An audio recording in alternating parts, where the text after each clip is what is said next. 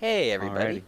Alrighty. We're back here with another episode of the Toradora Discord servers podcast. I'm your host, Dark Trennow. Hosting with me today is CP Man V2, Hello, everybody. and we have a very special guest, Hip. Hi. So we finally did it, folks. We got the legendary Hip on air. Oh Um, yeah. Well, I wouldn't really say that. Come on, you're a don't true legend. underestimate yourself. So Hip, tell Yeah. us a little about yourself. Um. So, what was some stuff about myself? So I got up at 12 today. And I think that pretty easily defines everything you need to know so far. I don't know. I've been on the server for a year and a half. It's pretty great. A veteran. Um, that's about it. Speaking of the server, so a year and a half, that's actually pretty long, Yep. given just I feel like most of the people I've interacted with have been somewhere from 6 months to a year. Um, and of course newer because we've been getting a lot of newer users recently too. Um, so a year and a half, that's quite some Some time. from the How did you find podcast. it? I literally just found it through the subreddit, like in the sidebar. So Mhm. nothing too special. I've had Discord since like 2015 or 6. I think it was October of 2015 that I got Discord or something. I was like, and I very very rarely used it. And then I was like, oh, this anime has a Discord, and I was like, oh, I'll join. So that's how that went down. Yeah, no idea where it would go from that. Yeah, not really. There were several times through, like, in the first, I'd say 2 weeks, that I was like I'm not feeling it. I'm just gonna leave or something. Nobody's gonna notice. And then eventually, it just like I just couldn't do it. And then I stayed for another year and a half. I did take like a 2 month break, like I think it was fall of 2017, but that was just because of like school and whatnot. So, I mean, I've been on pretty consistently, I'd say, for that entire time. Yeah, I've always seen you around here since I've been here, and I've been here several months now. And Yeah, Hip has always been a mainstay of the server. yeah, yeah. So, if you found the subreddit, it's of course because you Googled Toradora after watching it, I assume. I mean, yeah. That's just the common thing that happens. How did you find Toradora? How did I find Toradora?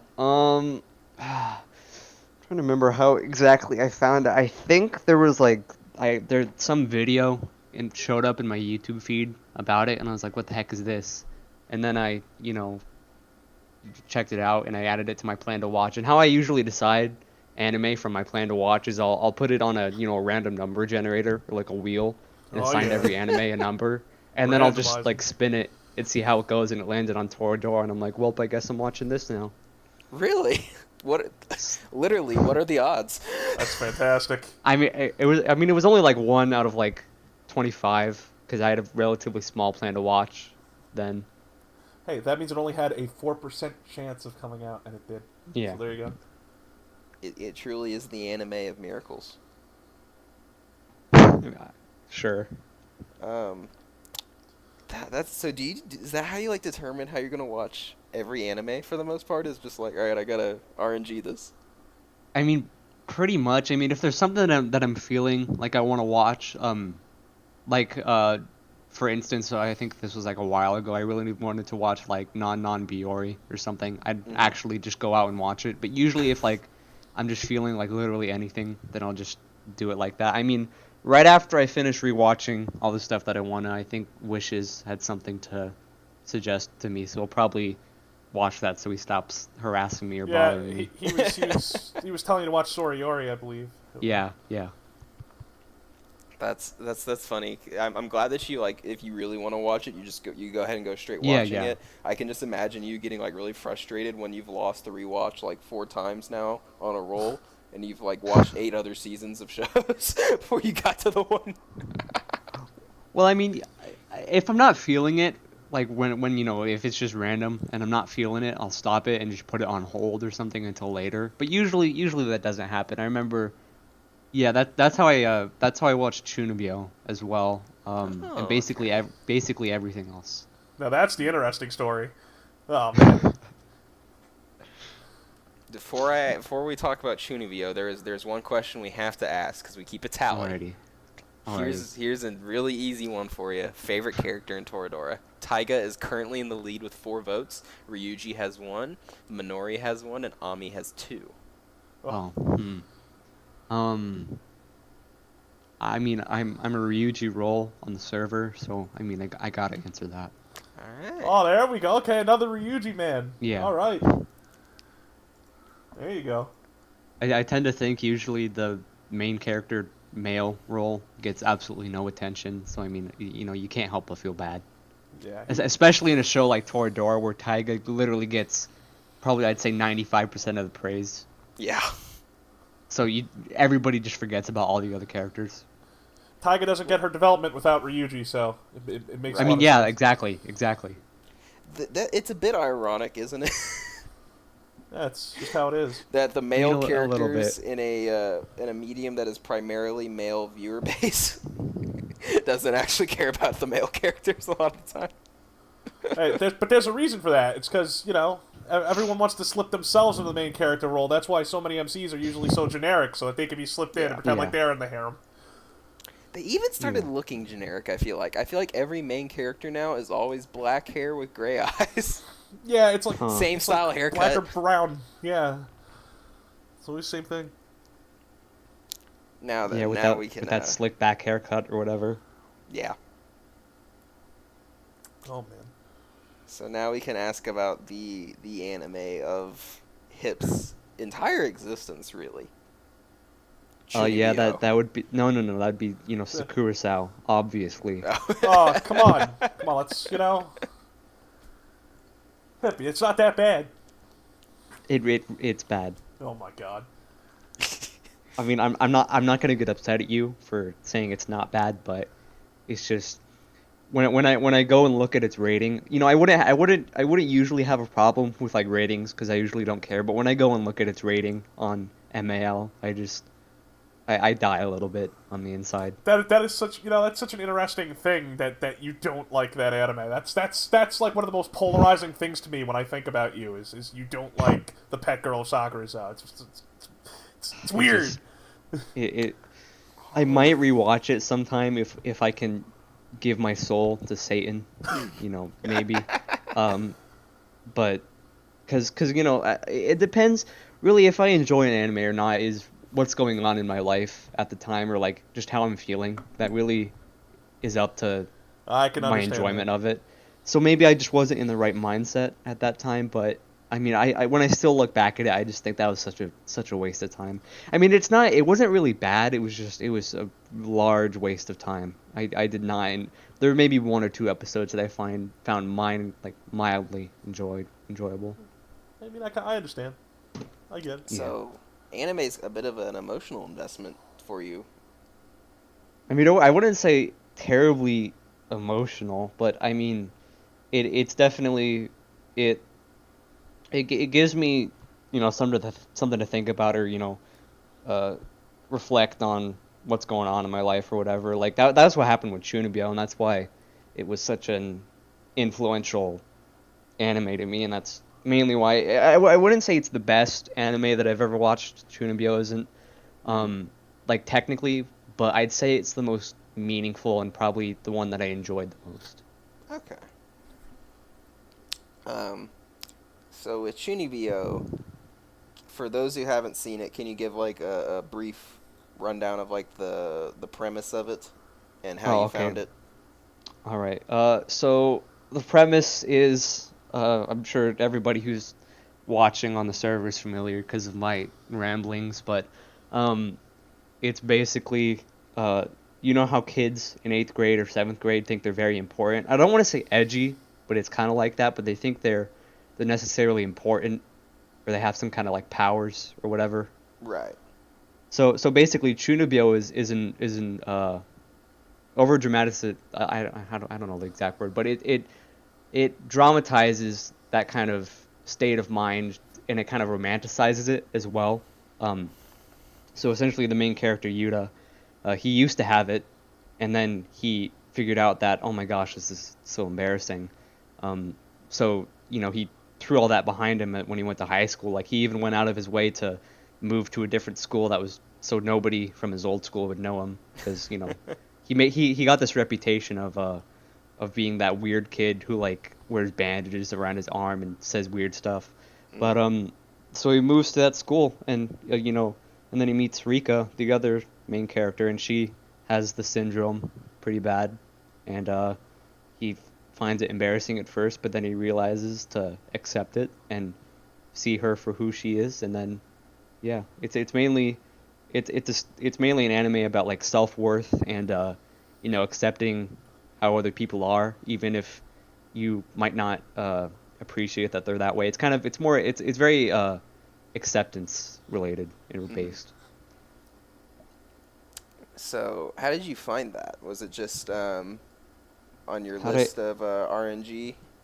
I think I have a feeling, because this is how I usually found stuff when I didn't really have too many people to like recommend me stuff. I'd usually, if I saw art of it, because I'd frequently go on subreddits of just anime art or random boards or whatever, and if I saw art that I really liked, I'd research it. And I have a feeling that when I saw Rika from Chunibyo, since she has an eye patch, I found it interesting, so I looked it up and do it. And then, like I said, it was probably just the random luck that chose it. Yeah, that's actually, I remember the first time it came up in AMQ, that was the eye patch was what got me interested. And I still haven't watched it, but I remember being like, oh, why does that girl have an eye patch? Yeah, that's literally, if nobody's seen her before, the first thing they ask is, why does she have an eye patch? That's what kept me from watching it for so long, was I was like, this is immediately too ridiculous for me because she's wearing the eye patch. And then I watched it, and my lord, it is the cutest anime I've ever watched. Yeah. I'm so upset with myself for not, looking at it sooner and judging it just by a single promotional picture. Shin went through the same thing, because usually, some people think it's a cringy or whatever, but I'd say that the point of the show is to be, relatively cringy, because, like I said, it's about accepting people for, who they are and their likes and what they like to do. So I think the cringe and the chunibyo is part of it, because, Yuta is feeling that same amount of cringe, like even more, because he's experienced this. So it's like, it helps you definitely sympathize with him and understand where he's coming from.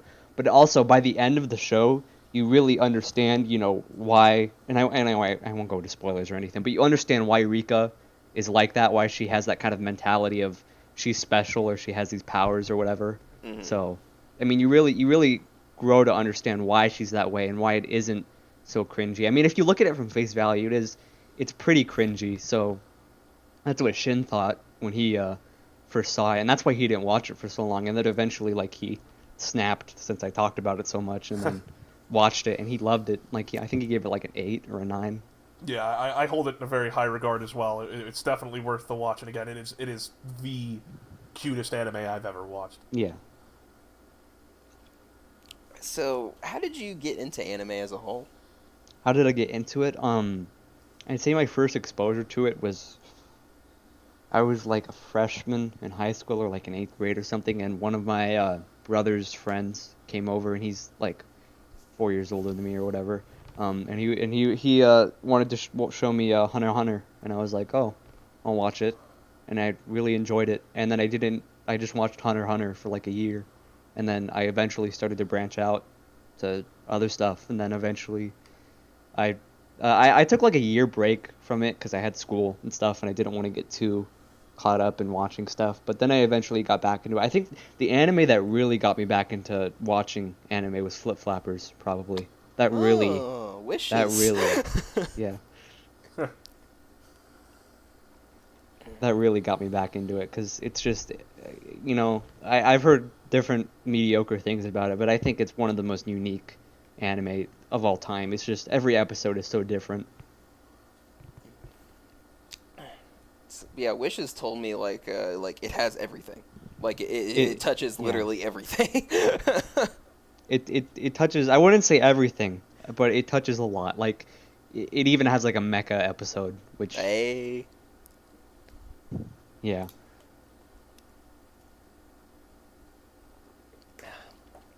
So you started watching it when you were younger. Took a little bit of break off for school, and then now it's become, pretty big hobby again. Yeah, I mean, I took kind of a break this past 6 months after I watched Girls Last Tour, and we'll get into that later too. Um, I took like a 6 month break because it was the end of my senior year, and I was like, I need to really buckle down and focus on grades and whatnot, and actually, because one of it's grades, but another part of it was finding a good college, getting this whole living situation set up, and then just my relationship with my family and all that. Hmm. And yeah, and so there was just a lot going on, so I was like, I'll take a break. Um, you, speaking of college and your whole living situation, you recently moved, I did move. Yeah. and you stayed within the same state, if I'm not mistaken. Yes, I stayed within the same state. Hmm.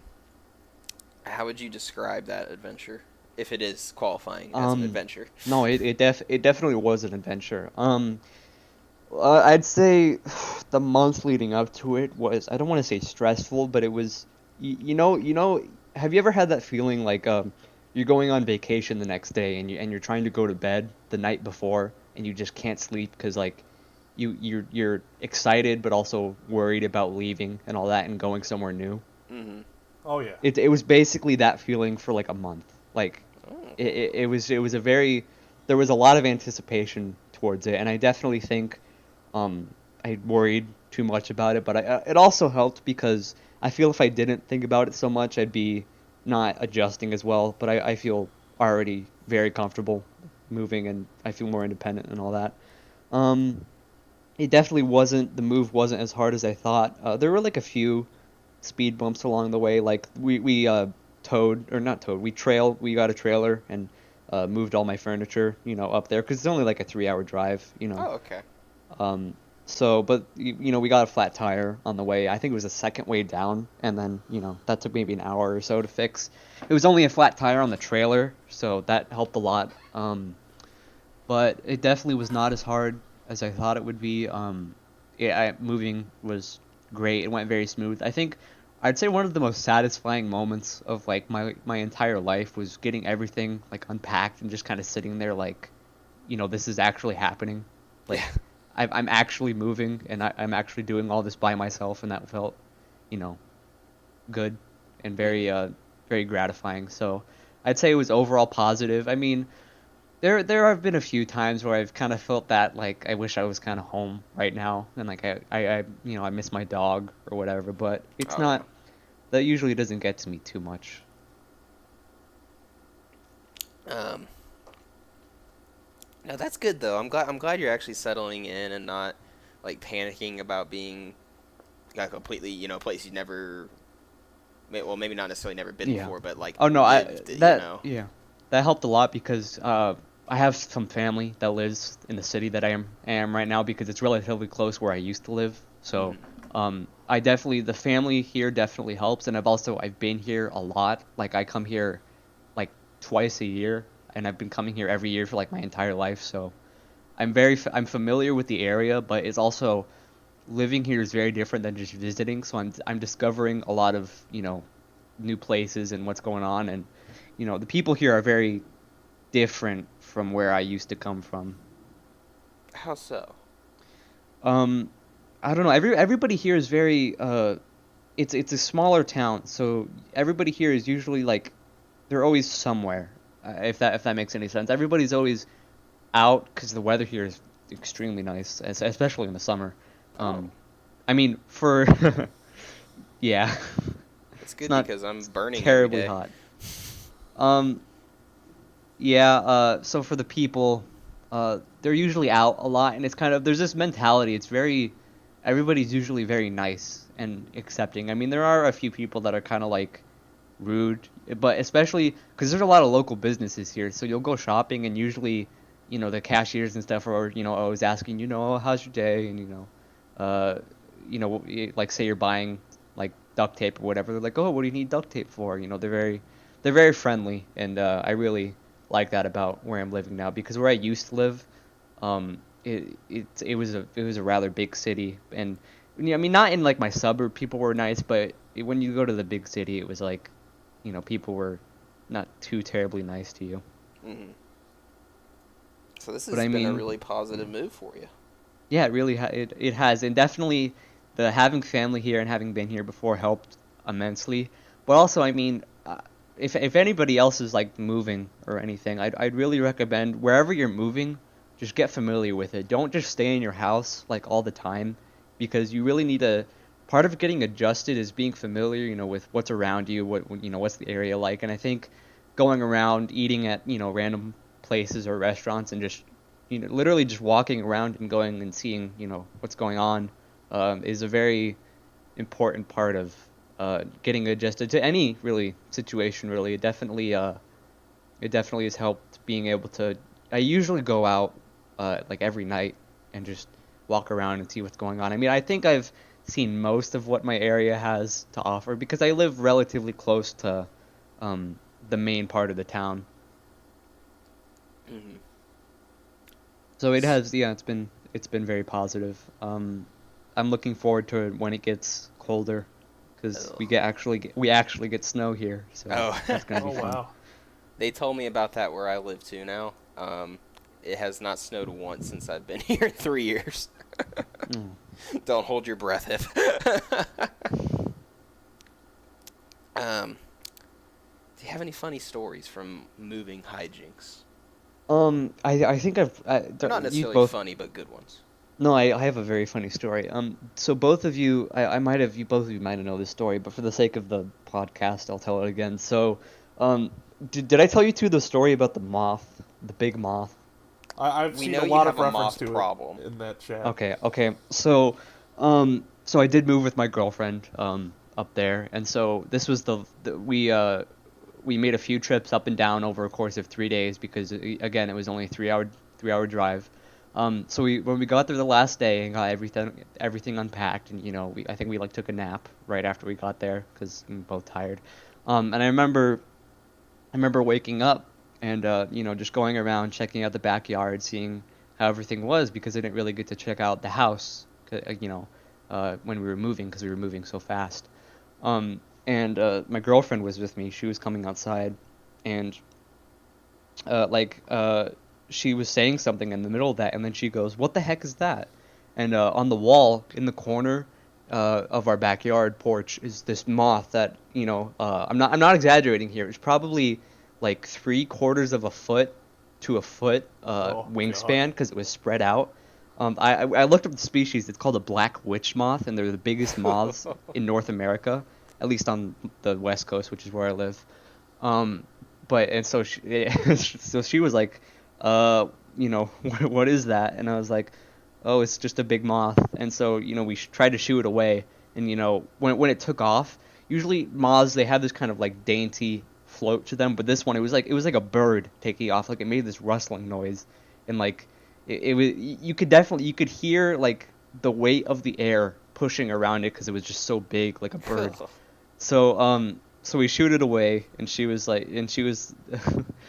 a joke or something like, "Oh, it's a bad omen or it's a curse that the house is cursed," and I'm like, "That's nonsense." So we go back inside, and then I come outside like maybe an hour later, and it's in the same spot. The same moth is back, and then I'm like, all right, I gotta either kill it or shoo it away so it doesn't come back.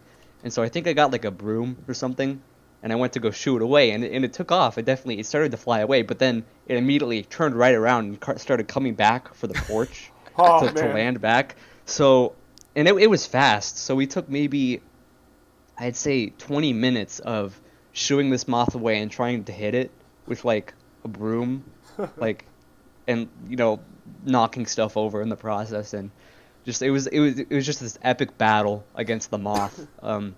And so eventually, I killed it, and then she made another joke, like something like she said something like we killed the king of the moths, but all the other moths are going to be angry now to come back, and I was like, what are you talking about? Oh So man. it was starting to rain that day. Well, maybe not that day, but it was getting kind of humid, and so all the insects are driven indoors.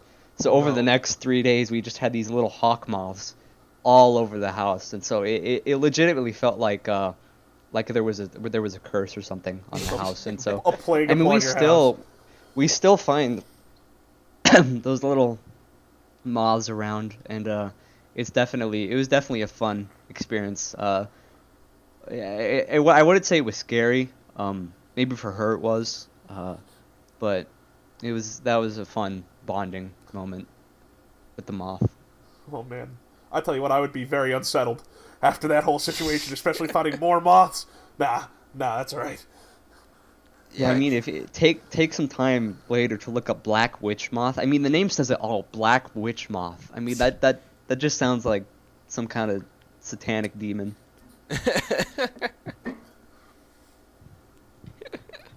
So yeah. It really, that name, I Google imaged it here, and it really is just kind of icky looking, and I personally am not a fan of any, like, creepy crawly. If it's an arthropod, more than likely I don't like it. I usually don't mind insects or anything, especially where I lived. We had a ton of them, and like the really like bad kind that would eat you. But this one was it was like I'd say it's the biggest insect I've ever seen, and there was just something about it that was very creepy because it was nighttime, it was like dusk, and the sun was going down, and it was pitch. The moth in the pictures, it kind of looks brown, but this one was just tar black. Like it was you couldn't even see any design on it, and it was and it had these massive antennae, and it was just like, I don't know, it was very unsettling, especially when she first pointed it out, and it was just sitting there like waiting, like it purposely waited at the house until we moved, Biding and then its time. until its time came to terrorize us. Oh man. Oh, all right. This podcast is officially now a horror podcast. I scared away most of the audience with that story. Oh my gosh.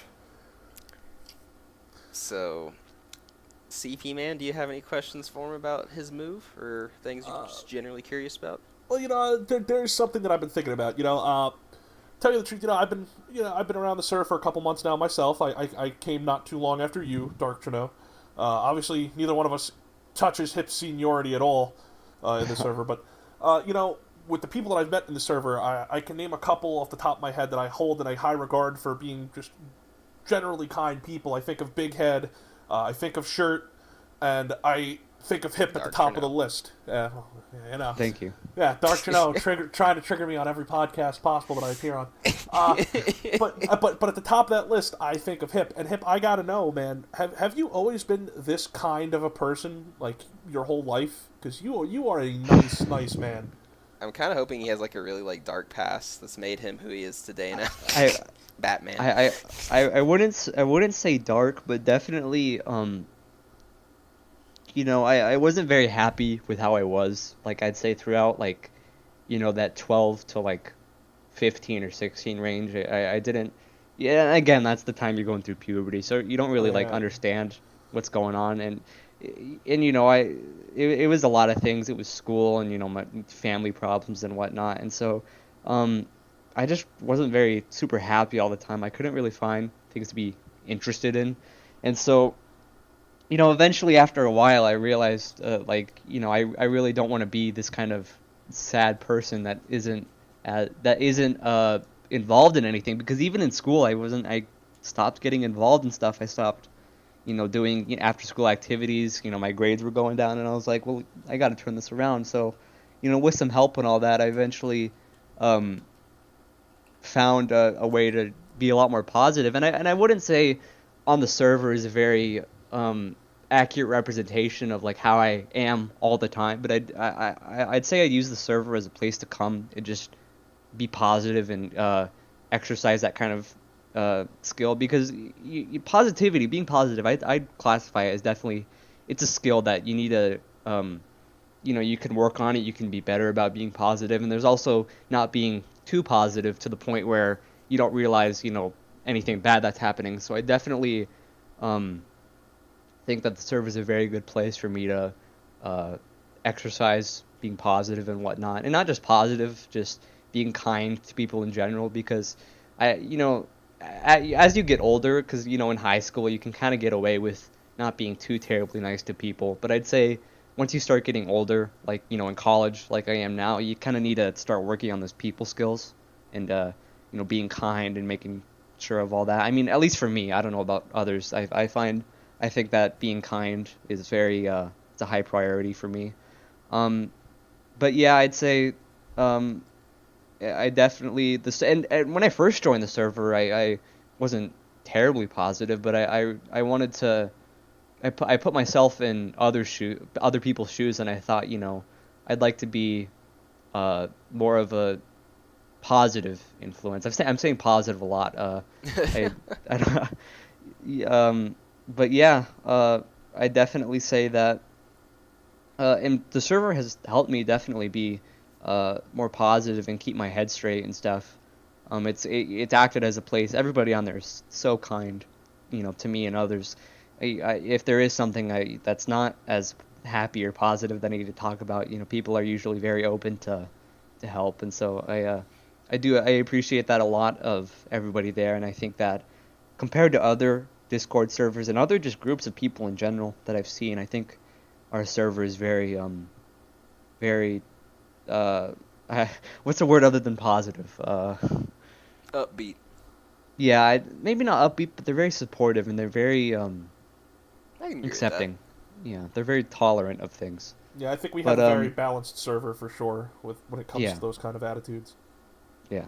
But yeah, good question. I appreciate that you realize that I try to be a positive influence. I'm saying positive a lot. I don't really I mean, it's the perfect word for the situation, so yeah, it makes sense. yeah. But yeah, thank you. Hey, no problem.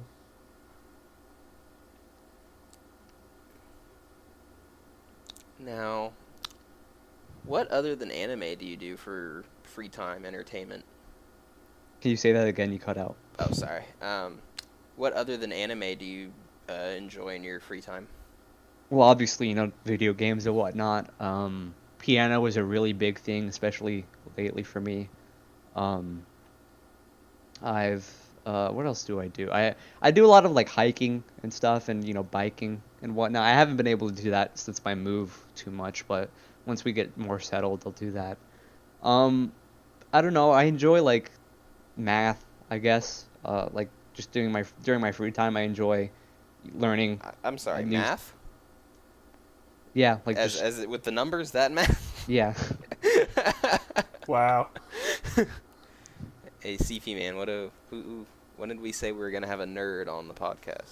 Ah, I mean, come on, it's good to have somebody around that can crunch the numbers. Look, if we ever need an accountant for the Well, podcast, I think we can ask him. I wouldn't say I'm necessarily like into math. Like I look at a math problem, I'm like, oh yeah, I can't wait to do this. But I definitely there's something about, and it's not just math. It's just education in general. Like I feel good when I learn something or when I can apply something that I've learned like to my life. So I think that that's important. I like puzzles and all that. Not like jigsaw puzzles, but like just regular puzzles. I recently I got into like cryptography and stuff like that, and that's Oh, been really interesting. that is pretty cool. But Wow. I don't have too many hobbies that are uh, crazy or out of this world. Just kind of, I'd say piano is probably my main hobby because Hmm. that really I'm very passionate about that. That's very cool. Music's a really like awesome thing to be passionate about. Yeah, especially when it's learning an instrument because I mean I understand like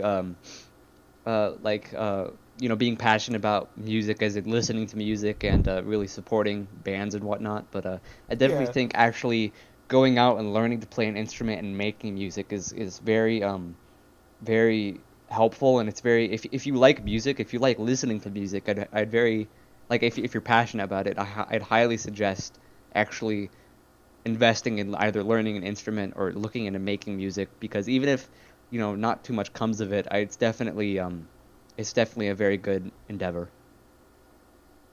yeah. There's a lot of good to get out of learning music. You really teach Yeah. yourself discipline, and you give yourself a really nice creative outlet. Well, I mean, it's not even about discipline. I mean, it's not for everybody really, but for me, it's just a way to have fun because I think Oh, definitely. above everything else, learning an instrument should be fun. If you're not having fun doing it and it feels like a chore, then you either need to, find a different instrument, or maybe, learning an instrument is not for you. But I definitely think if because I taught myself piano, I haven't taken a lesson in my life. Wow. Uh, but I That's definitely impressive. having a good time is a big part of it. Even if you make mistakes, like even if you teach yourself and your technique is kind of bad, as long as you're having fun and you're kind of proud of what you're doing, that's definitely that's what I do it for. I do it for having fun and just using it as a way to express myself through music. Definitely. You know what? That's a very, very noble quality to have when it comes to music. I wouldn't say noble really. I'd just say more of you should definitely music should be more about you than it should be about other people. Oh yeah. It should be about you first. Even if you're making music, you might be making it for other people, but you should definitely be proud of what you do or what you play. Do you make your own music? I've done it. I've gone into it a little bit. I don't. Well, the thing about music theory in general is that I don't think that you need to know music theory to learn an instrument or appreciate music or even write music. It definitely helps. You do need to know a little bit to make music, but I definitely think the rules that music theory sets and that a lot of musicians are very elitist about it, and they say you need to know music theory or you need to read sheet music or whatnot, because I mean sheet music helps, but you can literally just use programs like Synthesia or a synthesizer to learn piano or other instruments. But I definitely think that you do not need to learn music theory in order to appreciate music fully. People are very elitist about it, and I don't think that's very healthy. About like making music, like I do know, I've dabbled a little bit in it, just really basic stuff. It's all just piano stuff, but I don't. I do a little bit, but I more just find things that I'm very passionate about playing, and then do that. Okay, that's really good. It's wholesome. It's wholesome. Oh, can you expect anything less from Hitman? He's Mr. Wholesome. Thank you. All right, I got one out of the blue for you. All right. What's your preferred breakfast? My preferred breakfast. Okay. Oh. Lately, I've had a lot more time to make breakfast because I have a morning now. It used to be I'd get up and I'd go immediately to doing something, like whether I need to go to school or work on something. But now that I kind of I live on my own, I can wake up whenever I need to. Of course, once I start college and whatnot, I'll have more deadlines. But lately, I've been really into like waffles and bacon and eggs. The traditional. I'm not. For breakfast foods, I think I don't like breakfast burritos or whatnot, because I think keeping everything separate is very important, because you really need to appreciate everything separated. Wow, that's actually a very interesting way of looking at it. I mean, I've never really thought about appreciating my breakfast food, but you know what? At that You point, need to. It's important. It is the most important meal of the day. Yes, it is, so yeah. I guess And it is good to do it that way. There's so many all the great foods that I like are like breakfast. Like I really like meaty foods and like potatoes and all that. And breakfast is all that, like that, Oh yeah. hearty kind of stuff. So A lot of people breakfast sleep is on breakfast, literally, but it is a Yeah. very, very good way to start your day, but also just a nice time to consume food, because a lot of the food, as you said, that's associated with breakfast is very hearty, filling food. So it's good stuff. How do you feel about pancakes? What do I feel about pancakes? Because you brought up waffles, which are considered I am the definitely more of a nemesis waffles person. Okay. Pancakes, I'd say you can make really great pancakes that are better than waffles, but I think the margin for error for pancakes is far greater. Like you could make awful pancakes, but and like the worst waffles you can make are like kind of bad, but you can mess up so horribly on pancakes. Whereas with waffles, it's like you can kind of get away with making them a little bad and they still taste good. Yeah, waffles are a simpler procedure for sure. And pancakes are just they're so finicky. Like you can cook them. You can cook two sets of pancakes the exact same way and they would turn out differently. They're like snowflakes. It's really I'd rather not have pancakes. I mean, if it's a good pancake, like when you have good pancakes, then they're really good, but they're usually not that good. Okay, probably my all-time favorite breakfast food, donuts. Donuts. My opinion on donuts. I gotta say I'm more of a bagel person. Oh I can't. my gosh. when I eat breakfast, I'm not looking for sweet. I'm not looking for sugar. I'm looking for something I can get a foundation for my day. And having sugar like right after I get up would just make my stomach hurt. So I mean, I'd have like a donut maybe for like lunch. That'd be good, but never ever for breakfast. Yeah, I have to agree with Hip here. I do love donuts, but I really want to stay away from the sugary stuff for breakfast at all times. I love bagels, so I'm reaching for a bagel long before I'm reaching for a donut at 8 a.m. I do enjoy bagels. I do frequent. Well, I don't frequent it anymore. I used to. The Einstein Bros I used to live next to. Enjoyed that. I am certainly a fan of donuts. As a general rule, though, I'm not a huge fan of breakfast foods, but there is one sugary breakfast food I do like to actively avoid, despite enjoying, and that's Pop-Tarts. Oh yeah, Pop-Tarts will put you in a world of pain. It's like 200 calories a Pop-Tart, and like who eats one Pop-Tart? You always eat two. Yeah. And like to put in perspective how many that is, to burn the caloric amount equal to eating 2 Pop-Tarts, you need to run 4 miles. I'm thinking now. Well, Pop-Tarts. Poor Pop-Tarts. It's really at like toaster strudels. That's where it's at. Oh yeah. I love toasted strudels, but I especially love the ones that have like egg in them. Like those are the ones I'm all over. Oh, used to have those when I was a kid so much. Oh my god. I totally missed my opportunity with toaster strudel, because I think my mom made it one time when I was a little kid, and I was like, this is a weird Pop-Tart, just make Pop-Tarts. I don't think there's ever toaster strudel in my house again. That's pretty funny. That's sad. It's friggin' passing over one of the nicest Pillsbury breakfast foods you could possibly have, and it's just like, yeah, give me that wild berry Pop-Tart. Let me stare at that purple and blue as I take a bite. So, speaking of food, Dark, I know you're a fan of Red Baron pizza. Here we go. Yes, I am. So this is part of the podcast we've all been waiting for, the Red Baron corner. Alrighty. So what are your thoughts on Red Barons? Okay, so first of all, how long do you usually cook your pizza, and what kind of pizza do you get? Okay, so the brick oven is the way to go.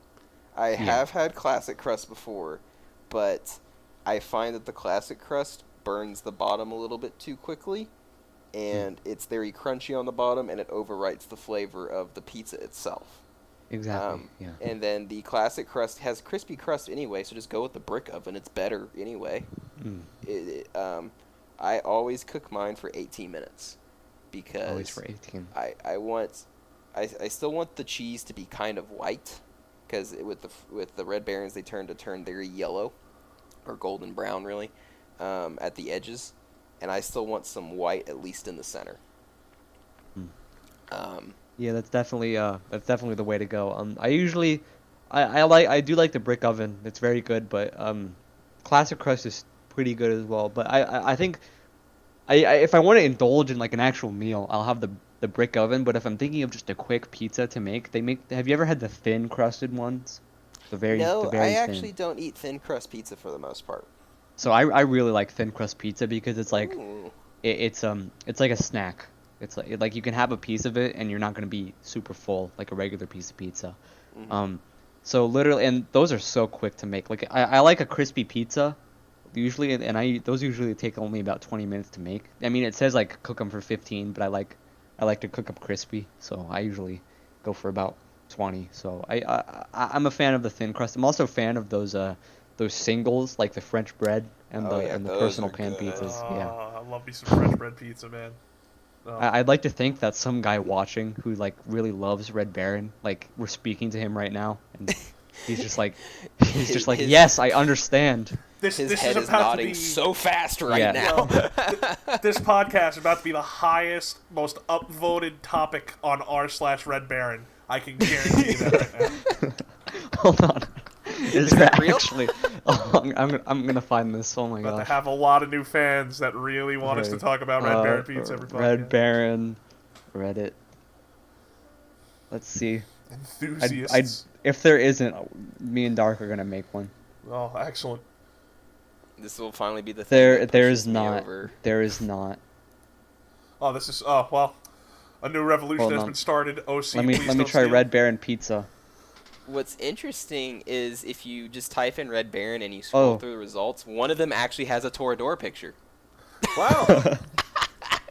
And Well, you know. I'm amazed. Hold on. Okay, there's a thing on Ask Reddit that says, when was the last time you ate a Red Baron pizza, and how was it?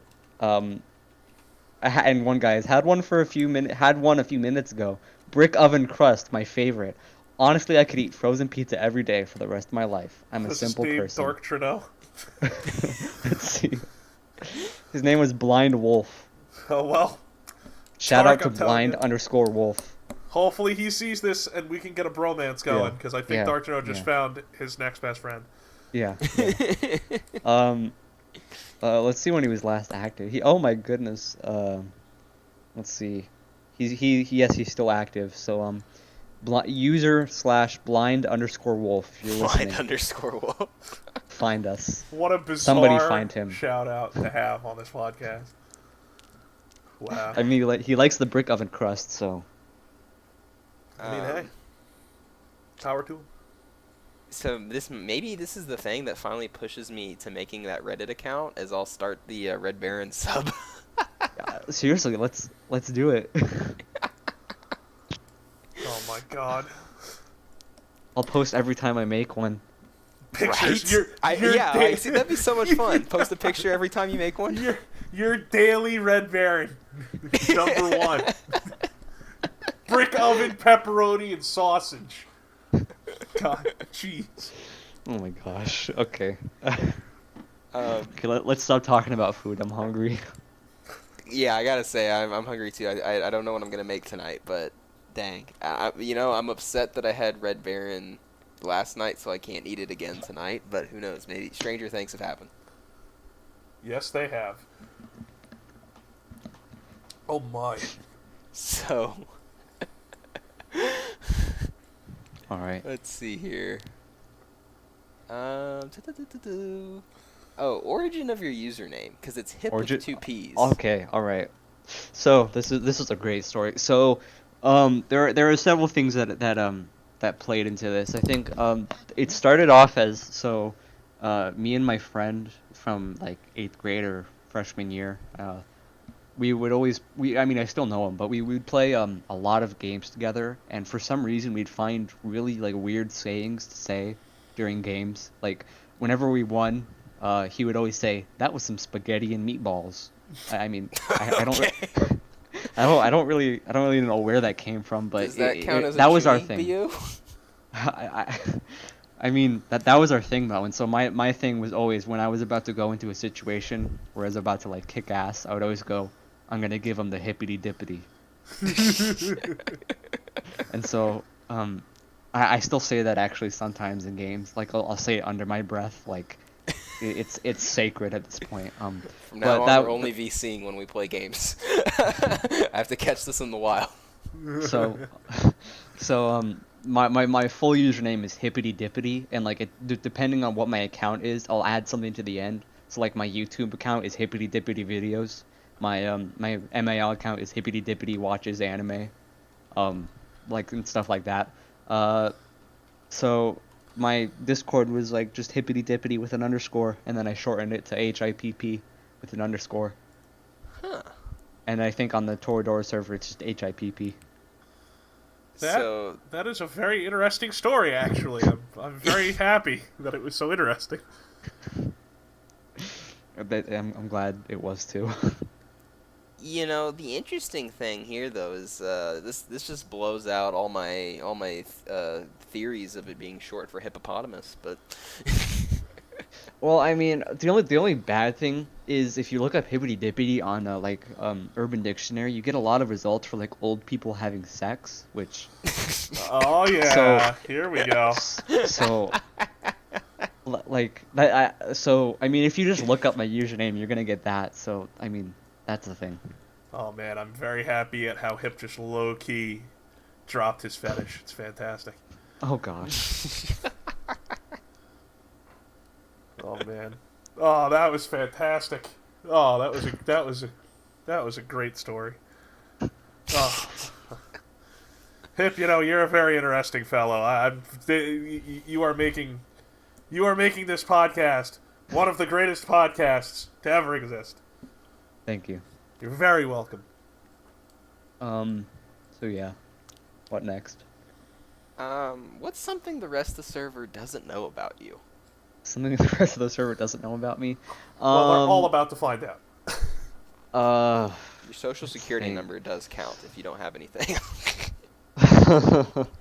Oh, what do people not know about me? I don't know.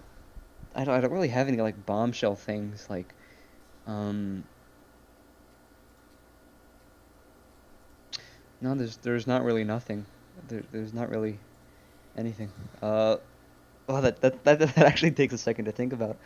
All right, here's a completely unrelated one. I don't think I've ever mentioned this, but I'd say at least twice a week I watch an episode of Bob Ross. Really? And that's it. Yeah. And I'm gonna go as far as to say that. So one of my artists went to a con, and he had like this Bob Ross afro, and I have this really great picture of me and him wearing an afro, and I put on like this fake beard, and I have like a paintbrush. So I hope you have a big, genuine, happy smile as well. Yeah, I do actually. So I bought some of his art, and he, because he's a really small artist, and he signed the back of it and wrote, "Always like paint happy trees" or something, and drew a little like happy face, and that made me that's happy. cool. So like I have like a custom signed piece of art from him. That's So, fantastic. pretty cool. That's awesome. You know what? That is an answer that I would hope and expect out of him. It was very wholesome, and I very much enjoyed it. Yeah, I must say. I'm gonna say that's actually a catalyst for a lot of the reasons why I like wholesome stuff is just relaxing to Bob Ross. He has a lot of I don't always agree with some of the stuff he says, but he's got a very wholesome attitude. So. I don't even want to begin to think about what things you and Bob Ross disagree on, because it's got to be something wild. Like Bob Ross, one day, I guarantee there's an episode I didn't see, but you saw, where Bob Ross said something like, maybe we should put all the cats on the moon, and we shouldn't have any anymore. And then I would get upset if he said that. But no, it's not necessarily stuff he says. It's just how do I put it? I don't know, some of his philosophies, and this might be just because it was a different time when he was doing his stuff, but a lot of his philosophies are very they seem very like escapist, he it seems like he uses his paintings as a form of escapism for him. I mean, hey, the guy's a war veteran. I can't blame him. Yeah. So but I don't know. I mean, I've never met Bob Ross in person, so he might. Very afraid to say that you never will, because he is dead. But He lives on through his art, you bastard. Yeah, he does. He lives on through his art and Twitch.tv. Yeah. I was do you guys do they still do the Bob Ross marathons on Twitch? I don't know if they marathon it, but I'm pretty sure he still has a channel up. Okay. But I remember the very first initial marathon that was like a few days or whatever. I was there for like the entire thing, and I remember the very end, like the last episode they were doing. That is the fastest Twitch chat I have ever seen, ever. Press it was like F for your respects. It was going so fast. Like there were a lot of. I think this was before the press F to pay respects thing was around, but there was a lot of like the Binding of Isaac emote where he's like really sad. Oh. So, but. That was an experience. I'm glad I could have been there for that. Mm. That's actually a good question. What are some if you guys have ever participated in like anything like any major events on the internet, like whether it be on Reddit or YouTube, like what are some things that you're proud of that you were a part of on the internet? Because I have a few. That's a good question. Well, I mentioned this on my podcast before, but I organized the biggest Pokemon trading card game collaboration on the internet on YouTube that included many people that had like over hundreds of thousands of subs. There was one or two people that were pushing about 1 million, and it was 69 content creators coming together to create a really cool project where we opened up every single Pokemon trading card set that had been released at that time, because it was for the 20th anniversary of Pokemon, which is, 2 years ago now. So that's like my stamp on the internet. That and a stupid theory that I made about Dragon Ball Super got published on a bigger website, and they were talking about this one Reddit user's theory states that so-and-so is Goku Black, and I made the whole thing as a joke, so I thought it was very funny that some website picked it up and ran with it. But that's about it for me. This one happened not too long ago, actually. I've been watching this dude's channel, and he basically just reviews comics, and he talks about the comic industry. And I don't even read comics. The most I ever read was the Bionicle ones that came in the Lego magazines. I know what you're talking about. When I was a kid. Oh yeah. And those are all written by Greg Farshey, who is a fantastic writer and world builder. He did all the Bionicle writing stuff, and like he is a seriously talented writer. But for those of you who don't know, the American comics industry is basically dead. It's basically dead, and you might say, well, how in the heck is that possible? Because superhero movies are bigger than ever. What did superheroes even come from? American comics. And it's just been mired in a lot of like a politicized and agenda-sized thinking. And this guy, and he's really humble, genuine guy who's loved comic books all his life. Has basically just, he's been this massive target, and all he's ever done is just review the comics on his YouTube channel. He doesn't have like a setup or anything. He just sits there and reads them in his lap. And he's been the target of just horrible hate from these supposed professionals. And he's a real funny guy, too. He can really roast the really bad books and everything. And when I talk about, like, it's dead, like, they're selling less than 15,000 copies of comic. Which is embarrassing with how big something like the Avengers is. And he came out with his own comic book because they basically called him like a failed artist, said he could never succeed, that he was just some horrible, angry fan. And I said, I've watched this guy's very noble at times fight against this ridiculous line of thinking about how our entertainment should be a vessel for politics, which I'm fully against. I'm huge on like escapism, and I want entertainment to be entertaining. You and more. Bob Ross. Yeah, I agree with his mindset on that. It's like you can derive all the pleasure you want out of politics, but like genuine entertainment media should be genuine entertainment and really not much else, Yeah. That isn't to say things aren't supposed to have deeper meaning or anything, but there's a book like Scarlet Letter talking about hate and love, right?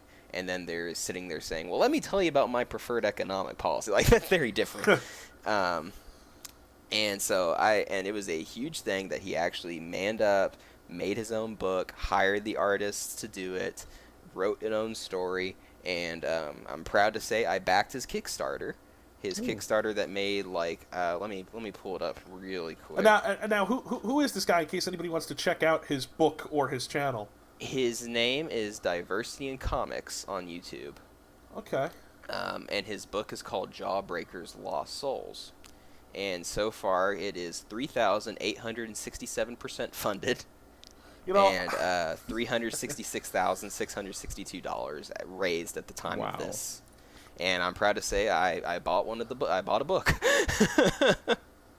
But I just thought that was good because I really felt like, this guy's giving me some really genuine entertainment with how funny his roasts are. I like the fact that he's standing up for an iconic American medium and wants it to stay entertainment-based and actually wants it to be a healthy industry with people who, like, actually care about the fans. That's another thing that is really big for me, is I hate when you do something that gives you any degree of notoriety and like people like you for it, maybe even love you for it, and like you can't even be nice back. Like these people especially in the case of celebrities, like these people love you, and that's a huge deal. Like these people actually like really like you and care about you, and to me it's like, and I know that like especially with like big celebrities, fans can be eccentric at times, definitely go too far.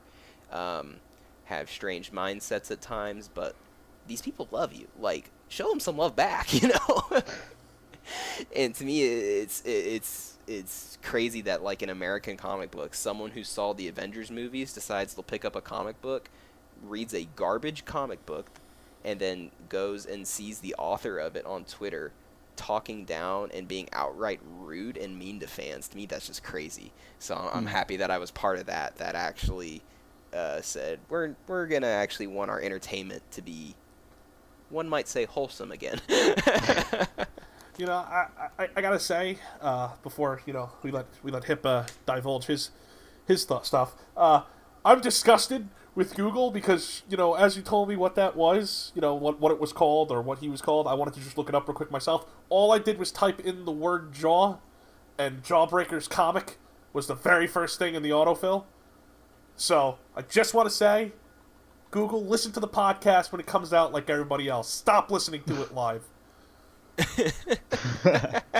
Goodness gracious, that is insane. I mean, I don't have too much to say in the realm of that. I do agree with you that politics should stay out of most entertainment. I definitely think there is an audience, especially, you know, nowadays, for politics in your entertainment, but I agree with you that I want no part of that, so I want to stay as a separate entity from what I do.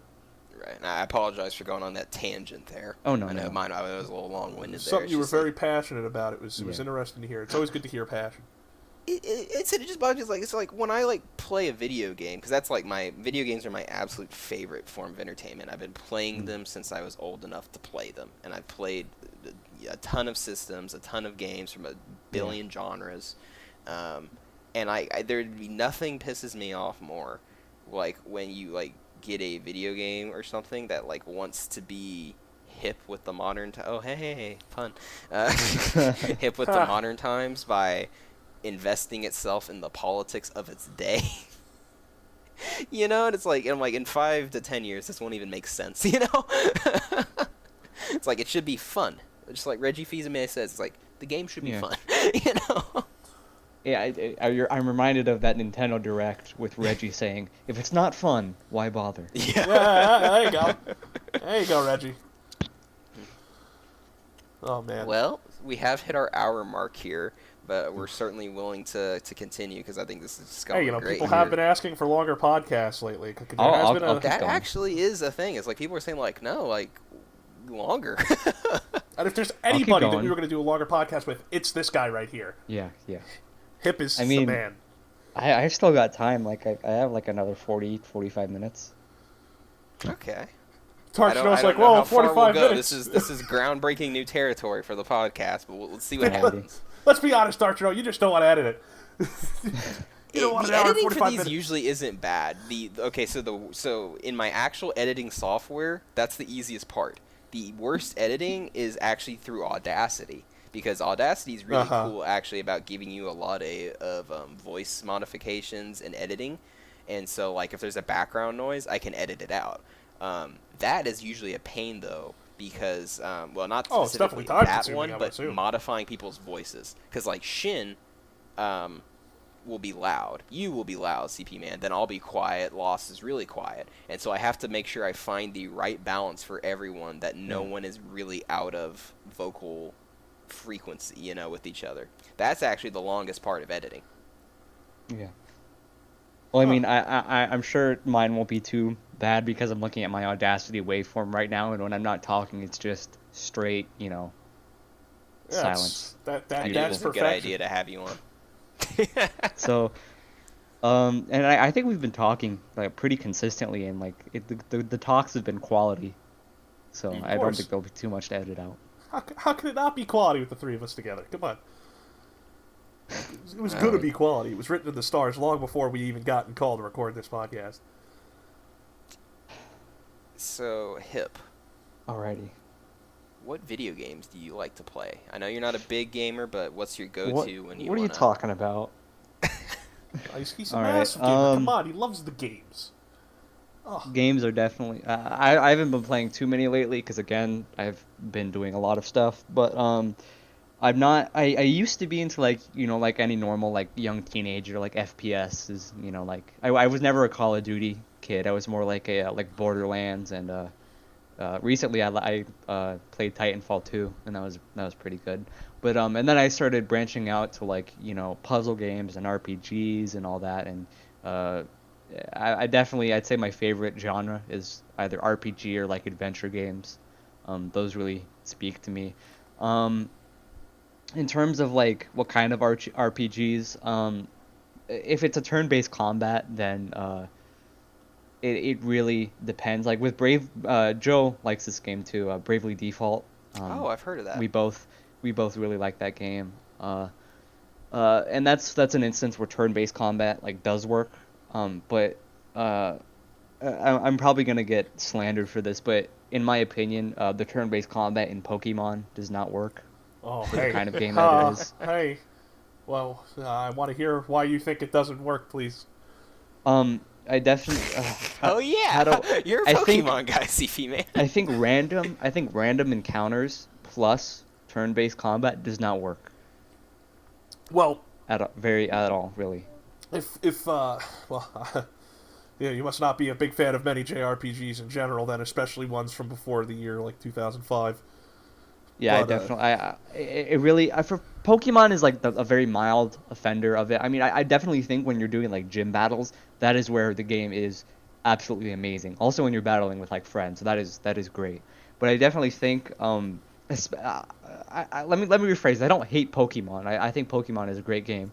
But I'm just saying that definitely in the very beginning of most Pokemon games, the turn-based combat is it kind of feels slow, and I it feel does. that I can give for you that. It does. for new players, I mean, when I was first getting into Pokemon, I definitely felt this way. It's kind of it kind of turns you away from the game, like but when you get into those high levels where you know what you're doing, it is actually and you can actually pull off these really great battles. It definitely that's when it gets very very fun. That is also really what's in line with the new games that they're releasing on the Nintendo Switch in a couple months. The Let's Go Pikachu and Eevee, which Yeah, I'm you not. don't battle. I don't. You don't battle the wild Pokemon at all. You just catch them, and it's very much in line with Pokemon Go. But I think they're really trying to appeal to people that didn't like the old battle system and maybe bring them in and make them okay with it. I Because think obviously they're only going to be doing that for this game. It's the only one with Pokemon Go integration, as we know. Next year they're going to do normal games like they always have. Yeah. But that's very. I mean, you bring up a good point. Many just JRPGs in general can be boring as all hell at the beginning, Yeah. and especially with their battles. But usually a good game will do as you were explaining Pokemon would, and after a while will make you be alright with it. Yeah. Yep. With the strategy I've been hearing with the Let's Go games is really capitalize on the massive player base that Pokemon Go had. Oh, I mean, And Pokemon Go still has a very massive player base. Yeah. It is the top grossing app on phones right now.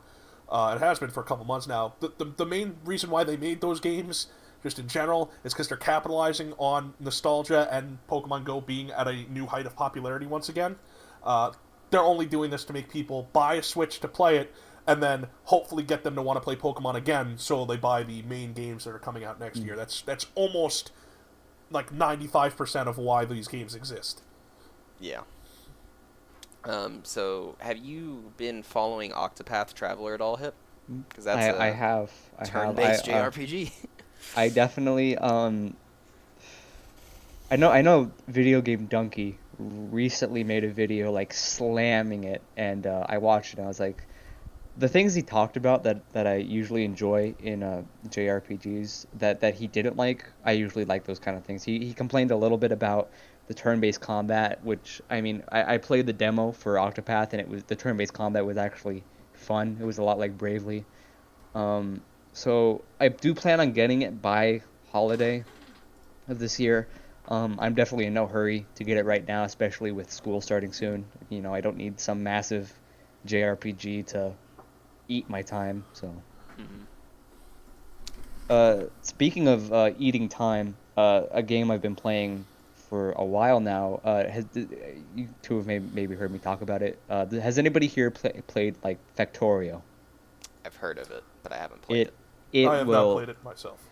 It will make like 12 hours feel like an hour. It seriously it is it's not necessarily addictive. It's just very time consuming. It's very you got to use a lot of critical thinking, which is like what I really enjoy because you're making a factory that has a million different things going on in it.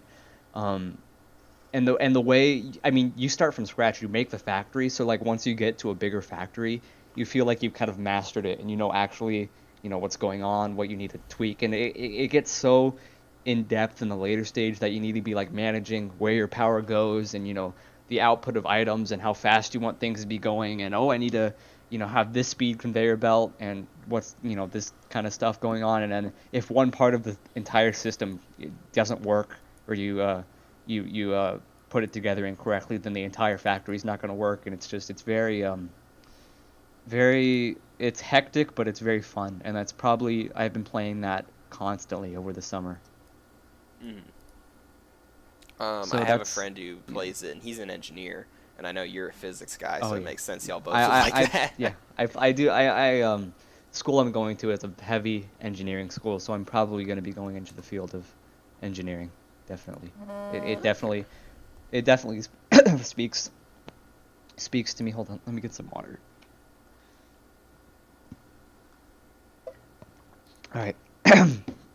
So the field of engineering, it definitely it speaks to me because I think I told both of you earlier that the job that I want to do, I definitely want to have a job that contributes to, you know, so I don't want to say society, but I definitely want to have a job that contributes to something that other people will benefit from. And like I wouldn't want to work on engineering like computers or none of that, because there's some kind of shady stuff that goes on there with where they purposefully kind of maybe engineer it not as good as it could be so that it fails and you buy a new one.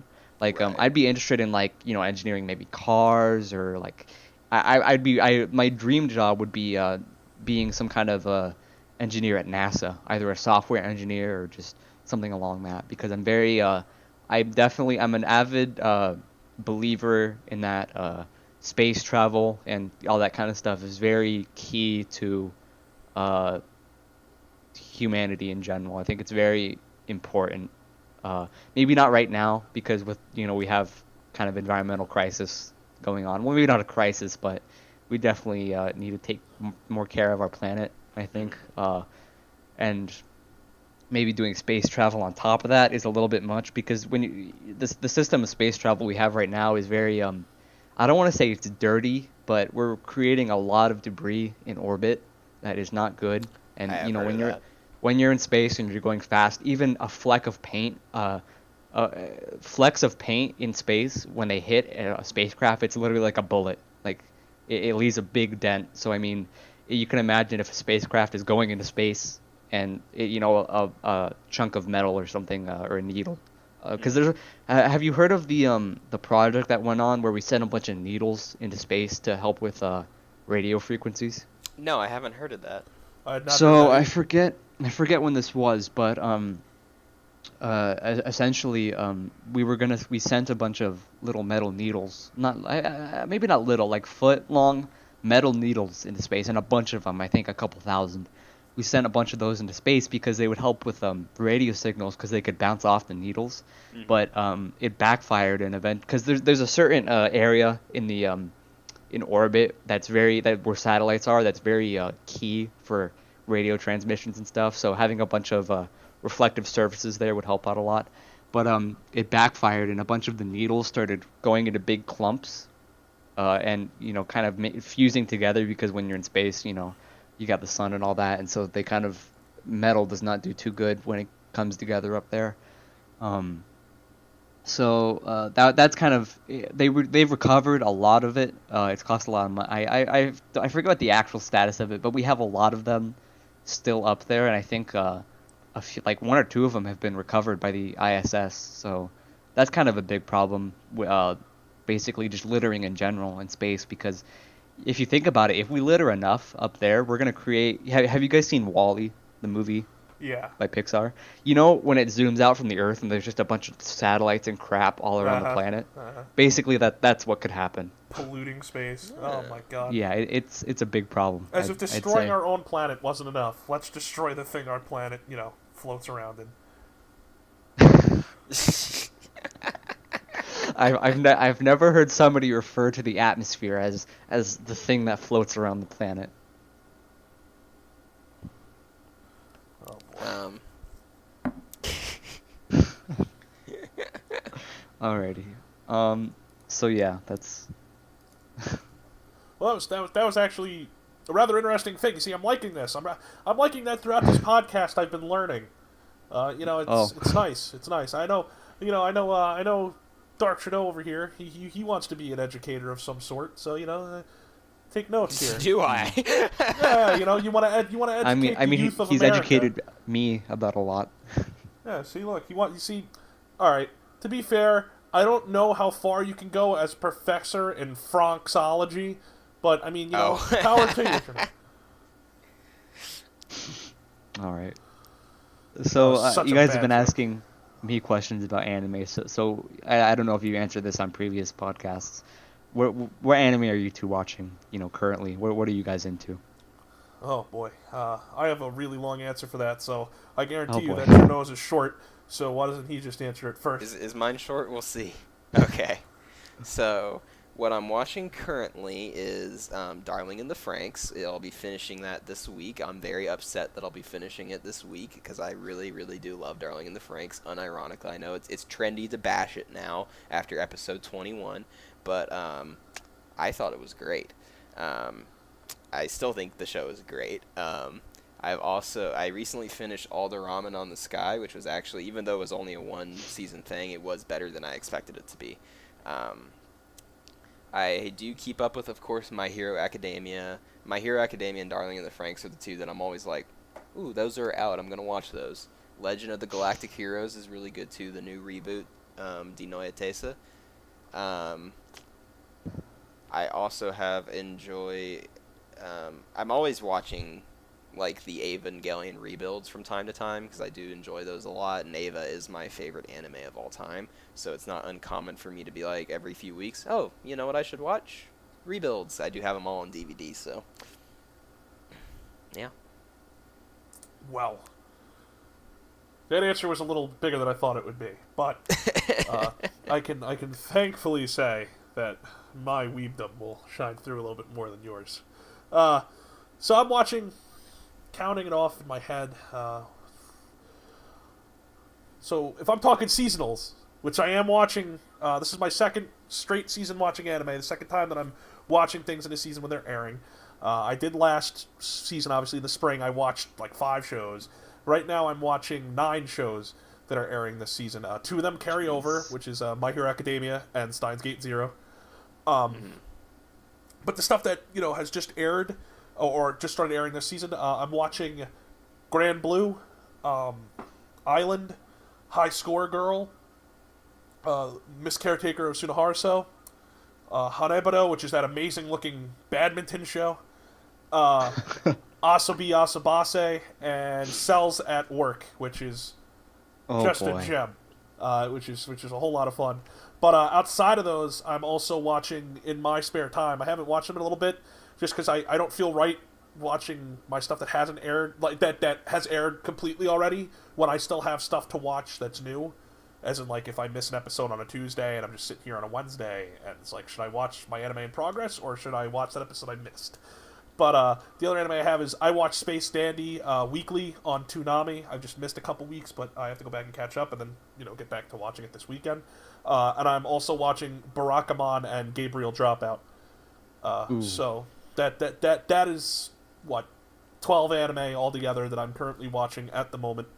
And once I bang out those anime in progress, like Barakamon and Gabriel Dropout, then I'll start watching something else. But yeah, it's a nice list, and there's, to tie it all together, I'll tell you what, all the anime that are airing this season right now, from the stuff that's continued and is new now, they all have like tremendous openings and endings, which is really cool. So yeah, there you go, Hip. I hope that answered your question. That answered it very well. I'm not watching anything new right now. Since again I'm living with my girlfriend now. I have a lot of stuff that I want to rewatch with her that she hasn't seen. Like oh my goodness, what did we watch? We watched Flip Flappers. She's only seen season 1 of K-On, so we watched both seasons in like a ludicrous amount of time. It was like 3 days. We watched the entire thing. Oh, you just went down on that, huh? Yeah. I mean, I fell asleep a few times because I've seen it several times, but she was awake the entire time. And then we watched, what did we watch next? We watched K-On, and then we watched, shoot, what was the other? I think, yeah, and then we rewatched Gabriel Dropout, which you were talking about. And then recently, that sounds like a lot of fun to have done with somebody else. Like 3 nights ago, I rewatched with her Girls Last Tour for the I think this is the 4th time. Wow, you really do love that show, man. There's so much. Oh my goodness. I can't say another anime that I would justify watching 4 times.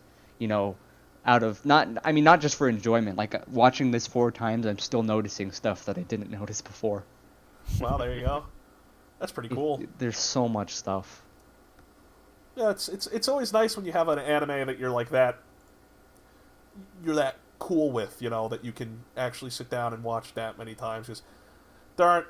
I mean, I guess like for me, like Dragon Ball, I could do that with, but you know, outside of that, it's not super easy to find an anime that is fun to watch that many times, especially one that when you're that into it and there's still enough content that you can see stuff you haven't seen before on a 4th or 5th watch through. That's definitely impressive. Yeah, I mean, the thing with Girls Last Tour is that, like, at a surface level, you're gonna look at it and think this is a very, cute slice of life anime with like kind of the dreary setting, which I mean that's what I felt the first time I watched it. But when the ending comes around, you're like, I was like, there's definitely more to what's going on. So I rewatched it again and then picked it up. I picked up more of like the philosophy that it's putting down. I kind of part of it, like right after I finished it, I don't want to say that I wasn't happy with the ending, but I was like, I feel that there was more to be said that by rewatching it, I could have come to terms with what happened. I'm obviously not going to spoil anything. I mean, nothing.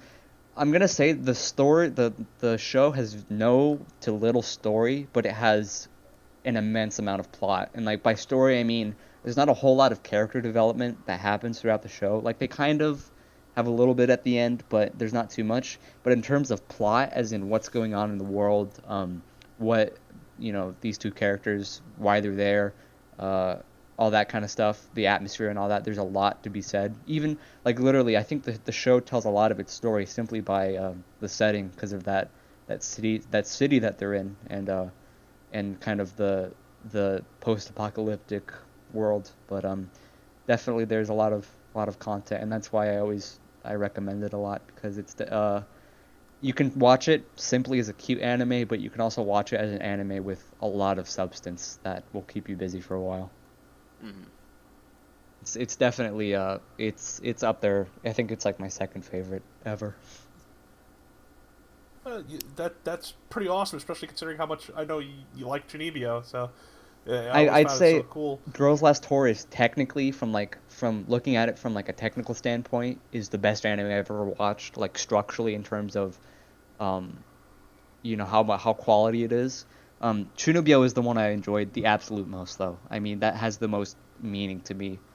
Girls Last Tour has quite a bit of meaning because like the message it conveys is very although the setting is like genuinely very depressing in what's going on, the message it conveys is very I I don't want to say positive again. Okay, I have a good word. It's full of hope. The message is one of hope, which I feel is very... That's really cool, actually. Yeah, I mean, I can't really get into it too much because of, spoilers and whatnot. And there's not too much to spoil for the show except the ending and maybe 1 or 2 scenes that are pretty interesting. But, yeah, I definitely go watch that. I'll be happy because literally nobody on the server I think has finished it, and it's an anime that I desperately want to discuss with somebody because there's so much content, and I feel that getting someone else's perspective on it would help a lot. Like I know Altria is watching it right now. Both Joe and MNG, they both only watched 3 episodes, and then stuff happened, so they couldn't watch it anymore. So then that made me very sad. So, Hip, you've convinced me. It is going. Well, it was already in my plan to watch, but you know what? I'm going to put it a little higher up on the tier of things to get to next. I definitely, you'll at least appreciate it for how cute it is, but I definitely think that that it definitely leaves you with this very interesting feeling once you're done with it. I enjoy interesting feelings, especially from anime. So. It's a very surreal feeling because I guess this isn't a spoiler because it's in the description for the anime, and like that's why it's kind of the tagline for it. But they're basically the last 2 people alive, and kind of when you finish, you begin to realize that once they're gone, there's going to be nobody else, and that's how it works. Yeah. That's for But that's why I say there's a message of hope, because they are the last 2 people alive. But you've seen the gifs that I post. They look happy, don't they? I mean, you know what? All you need is another person. It says like pathetic on it or whatever. Well, I mean, and then there's the interactions between the 2 girls but I feel that definitely they're very positive, especially at the end. Yeah. I mean, I won't say too much more about it because I'm getting very close to borderline spoiler. So. We don't need to catch none of them spoilers in here. Hip. Oh, speaking of things that things that will be spoiled. So about that Chunibyo movie soon. Oh, I can't wait. It's gonna be so hard to say goodbye to that series, but I'm really looking forward to seeing it.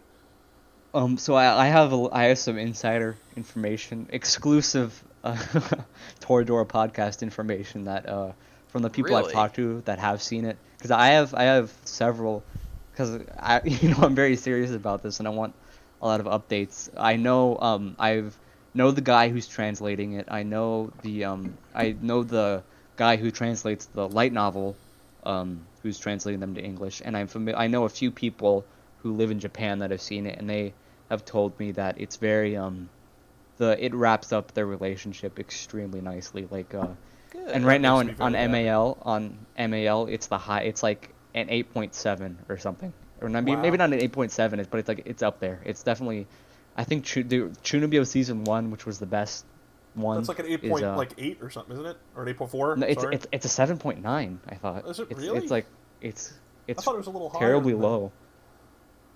It's mainly because people watch it and they think it's cringy.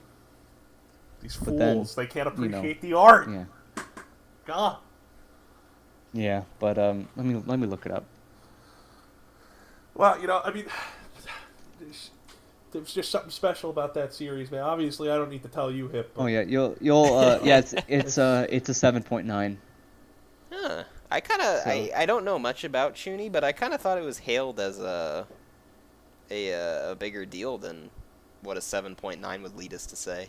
I mean, that's just on MAL. I think because MAL, they take into account user reviews, and I feel people watch it and then they think like I said, they think it's cringy, and then they rate it like a 4. Yeah, that's why you really need to look into the artistic value of something, and there's a lot of artistic value in Chunibyo. Not only does it look really good, it is a very well animated show. Yeah. Great character design, but it tells such a story that I think is important for people to get to know about. Like you said, it's about acceptance, and it's just adorable. It's the cutest damn thing. So it's like, come on. I think another part of it is the controversy over the second season, how it wasn't as good, and I think people go back after the second season and they rate it lower. Yeah, because I've seen in a few of the reviews for MAL, I rated this low because of the second season, and it's like, well, this isn't the second season, this is the first season. Go rate the second season lower because of it. Me personally, I actually really liked the I didn't like season, something, so I crapped on the thing I liked. Yeah, no, I really like the second season too, and I don't think that it deserves all the hate it gets. I definitely realize that it's not as quality, but I think the way the first season was set up, they couldn't really go too many places because, their relationship was established. she came to terms with her Chunibyo, and Yuta came to terms with it as well. And then I think the only thing they could have done with the second season is just have, more, little cute stories or whatnot, and a little bit of character development. And they gave, the other, supporting characters, every one of them pretty much got their own episode. So except it's the guy. Well, sorry. But, but I really like those episodes. I know a lot of people complain about those episodes that I saw talking about season 2, but I thought that those, like the sleeping episode and all that. I dug that. I thought that was all some good stuff. There's a lot of good continuity and a lot of, interesting stuff. And I love when side characters get treated well. So definitely Stimia, the new character, she was probably the weakest part of the season. Yeah, but I know why her character was there. It was to act as a kind of a plot device to learn more about Yuta's past and why he was so upset about Chunibyo and all that. And I get that, but I think making her interfere with their relation, maybe not interfere, but I think making her what's the good word? Making her affect their relationship, Yuta and Rika's. I definitely think that wasn't a good move. Having have Shinya have that past relationship. Well, not love interest. It was a little late into the game to do that. Yeah, I agree. But I wasn't too bothered by it, but it was definitely a little too late. Yeah. The last since from reading the light novels, her character is in the light novels, but the way that the novels were structured, I could see why it was difficult to add her character in. But speaking of season 2, I hear so many awful things about the last episode, and but I honestly really liked the last episode. Yeah, I know. People are getting upset because they didn't do or whatever. Not that. Shut up. Shut up, all you stupid fans out there that don't appreciate slow burn. Get out of here. Yeah, it's honestly a very beautiful ending. I wish at the very end they could have they have them all running away from the bridge or whatever, and I think that's cute and all, but I wish they had a little bit more because at the very end it's kind of, you feel a little bit uncertain about the relationship, which is why I'm very happy about the movie, because you're left in a place of uncertainty at the end of the second season.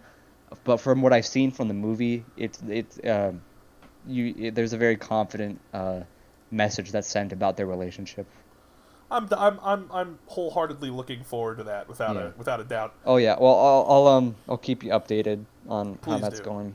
I like to think that I'm probably one of the more understanding Chunibyo fans in the Toradora Discord server. So I'd like to believe me, as soon as that thing is available, I'm getting it to everybody on the server, because I don't.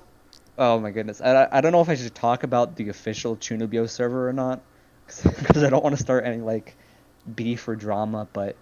No, these guys talked about the JoJo server the other day. We had a JoJo server guy on. We have the JoJo. Well, it's not the JoJo server, but it is a JoJo server. They're getting partnered, from what I understand. Yeah. So I'm not going to say too many negative things about it, but I'm going to say that I'm not exaggerating when I say the official Toradora server is more excited about Chunibyo than the official Chunibyo server.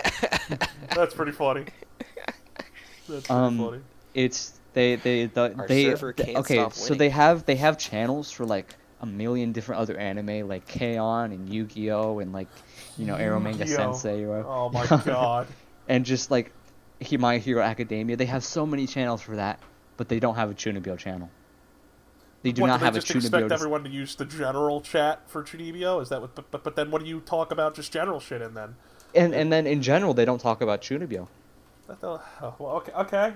And also they have they used to have 5 NSFW channels, but now they have 3. Now they have 3 or whatever. So I think something happened. Discord said, "Hey, you need to remove these 2." And the main reason I left is because they have an entire channel dedicated to NSFW Rika. Oh, you can miss me with that? Yeah, I know. It's despicable. Curve. No. I'm disgusted. Terrible. Absolutely terrible.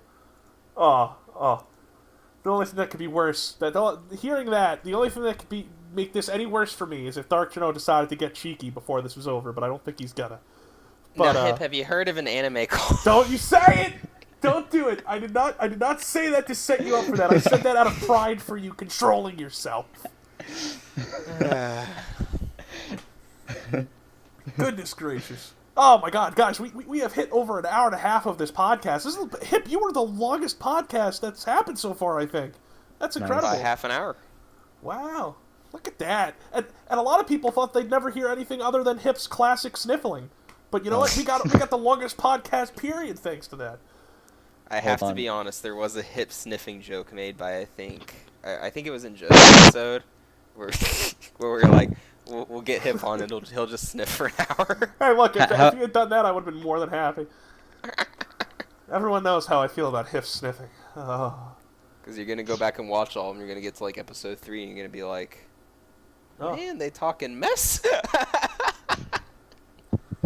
Oh my goodness. Right.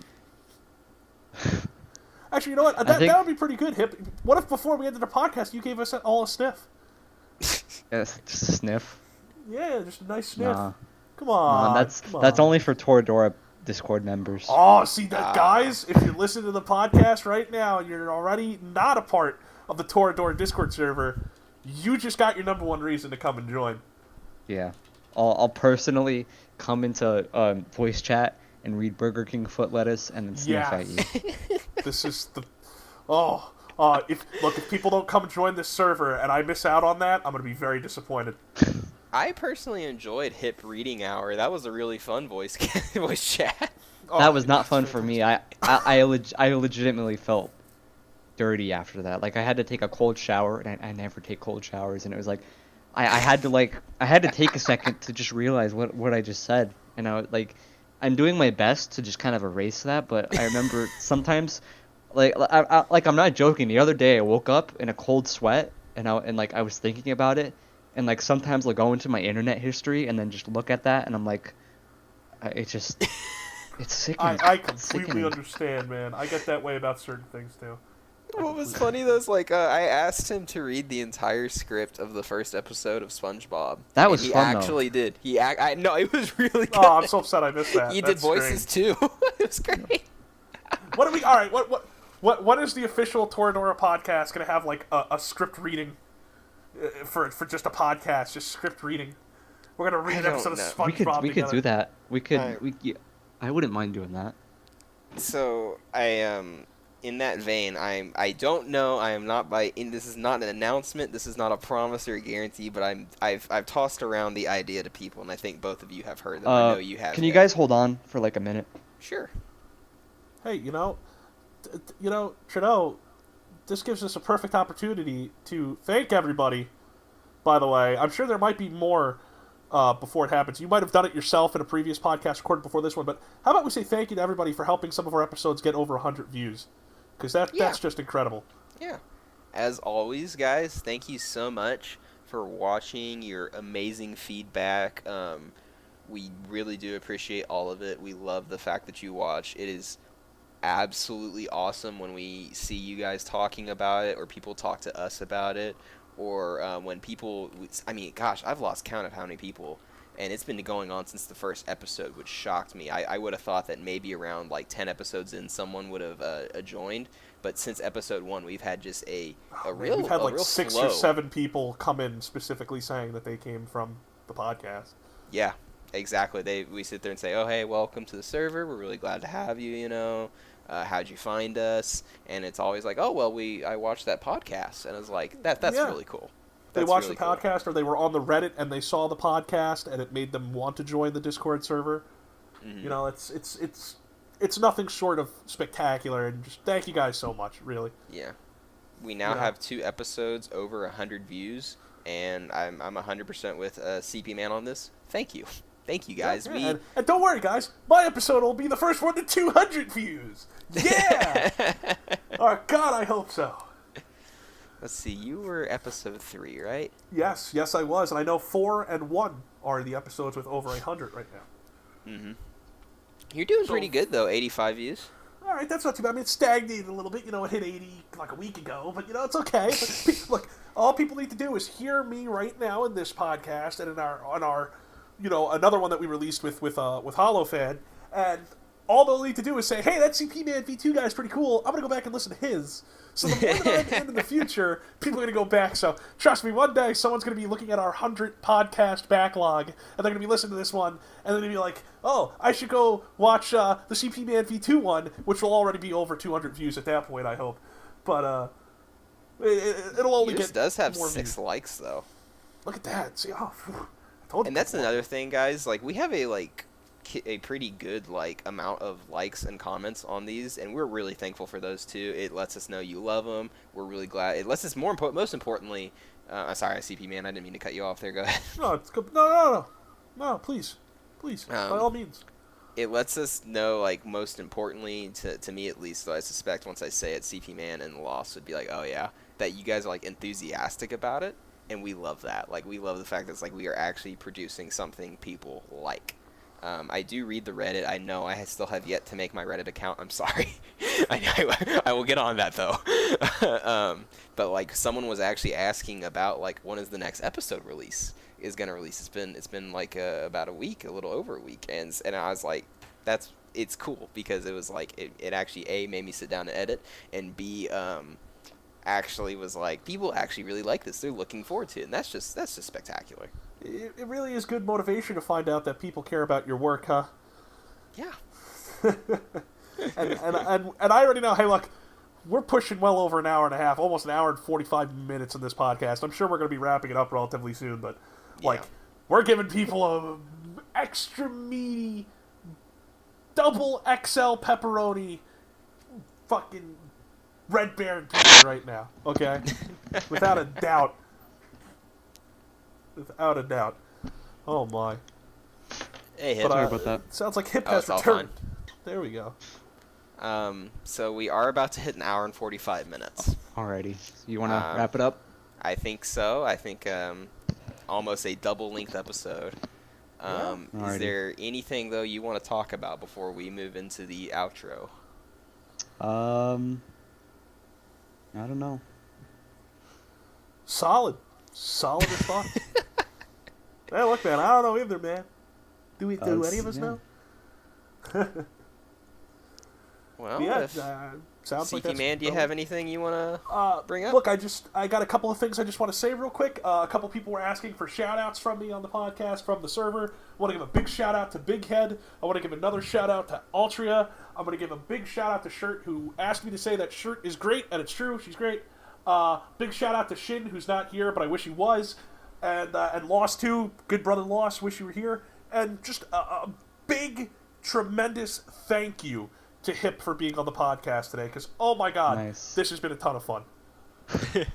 I mean, I look forward to doing, other stuff in the future. I definitely think that we have something good here. Oh, I agree. Awesome. I'm glad we've stuck with the podcast and that, it wasn't something we did 1 or 2 episodes of. I'm glad that we have a regular schedule. I'm glad that we have such awesome engagement with our viewers. I'm glad that we have very helpful people like Shin, who pins our podcast episodes on the subreddit. Shout-outs to the band. Wishes has been really helpful in getting us set up with our own voice chat and a channel too in the main server, and it's really great. Yeah. I agree. But if that's it from everybody, Yeah, it feels that way. all right. Yeah. Well, this has been yet another episode of the Toradora Discord Servers podcast. Your hosts today were Dark Trennow and CP Man V2, and thank you to our very special guest who toughed it out with us for an hour and 45 minutes just about, Hip. Thank you. It was a lot of fun. Genuinely, I really like this. Well, as always, we would be thrilled to have you back. We would definitely, I know, I'm telling you, people are going to say Hip was on that podcast.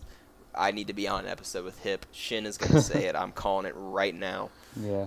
Maybe we're going to finally be able to hit the jackpot and get Mercedes on here, but have him not speak like a Muppet.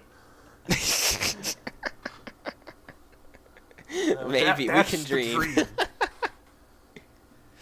But as always, thank you to everyone for watching, and we hope you enjoyed. We'll see you next time. Bye-bye. Bye, everybody. Alrighty.